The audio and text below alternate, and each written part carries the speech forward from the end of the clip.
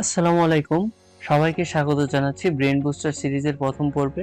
আজকে আমরা জানব রাইবোজোম 60s এবং 40s মিলে কিভাবে 80s ফরমেশন করলো। প্রথমে আমরা একটা উদাহরণে চলে যাই। এখানে প্রথম চিত্রে একটি কলম দেখতে পাচ্ছি এবং একটি ক্যাপ দেখতে পাচ্ছি আলাদা আলাদা, এবং দ্বিতীয় চিত্রে দেখতে পাচ্ছি কলম এবং ক্যাপটি একসঙ্গে লাগানো। এখন যদি তোমাকে প্রশ্ন করি কোন অবস্থায় ক্যাপ সহ কলমের দৈর্ঘ্য বেশি, তাহলে অবশ্যই বলবো যখন ক্যাপ এবং কলম আলাদা ছিল তখন দৈর্ঘ্য বেশি হবে। এ থেকে আমরা সিদ্ধান্ত নিতে পারি দুইটি জিনিসকে একত্রিত করলে তাদের দৈর্ঘ্য কমে যায়। এখন চলে আসা যাক মূল প্রশ্নের উত্তরে। রাইবোজোমের দুইটি উপ একক থাকে, একটি ছোট উপ একক যাকে বলা হয় 40s এবং একটি বড় উপ একক যাকে বলা হয় 60s। এখানে এস দ্বারা বোঝাচ্ছি হচ্ছে বেদভার ইউনিট।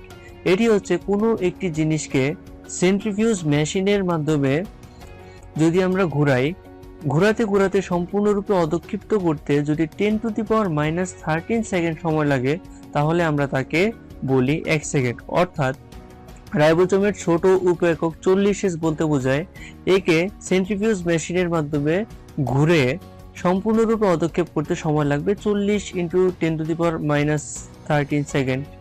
ঠিক একইভাবে 60s বলতে বোঝায় সম্পূর্ণরূপে অধঃক্ষিপ্ত করতে এর সময় লাগবে 60 × 10⁻³ সেকেন্ড।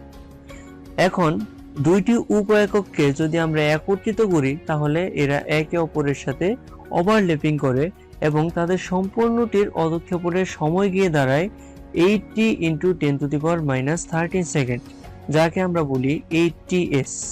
এখানে কিন্তু অধঃক্ষেপণের সময় কমে যায়।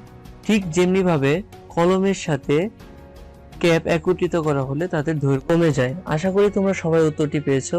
এরকম যদি আরো মজার মজার প্রশ্নের উত্তর জানতে চাও তাহলে তোমরা দ্রুত এনরোল করে ফেলো কোর্সটিতে। সবাইকে ধন্যবাদ।